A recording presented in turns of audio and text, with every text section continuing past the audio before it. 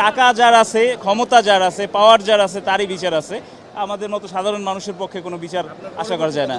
পরবর্তী আমরা আপিলে যাব ইনশাআল্লাহ। 2021 সালে আমার এই মামলাটা যখন আমার কাছে ক্লায়েন্ট নিয়ে আসেন, তখনই তিনি আশঙ্কা প্রকাশ করেন যে যেহেতু তার টাকা নাই, অতএব তার বিচার নাই। আমি আইনজীবী হিসেবে তাকে বারবারই বলি যে যেহেতু আপনার ঘটনাটা সত্যি, আপনি অবশ্যই ন্যায় বিচার পাবেন। তিনি আমার উপর ভরসা করে দীর্ঘ 5 বছর এই মামলা চালিয়েছেন এবং এই মামলাটা কিন্তু প্রথমে কোর্ট আমলে নেয় নাই, প্রথমে পিবিআইকে তদন্তের জন্য প্রেরণ করেছে। অর্থাৎ সরাসরি কোর্ট কিন্তু প্রথমে বিশ্বাস করে নাই, প্রথমে এটা তদন্তের জন্য পাঠিয়েছে।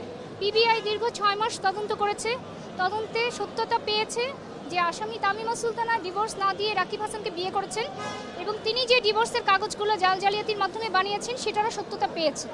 উপরন্তু সেই জাল জালিয়াতি কাগজের বিষয়ে ডাক বিভাগের ডিজিএম এসে নিজে সাক্ষী দিয়েছেন যে এই কাগজগুলি ডাক বিভাগের ডাক রসিদ নয়, বরং এগুলো জালিয়াতির মাধ্যমে সৃজন করা হয়েছে।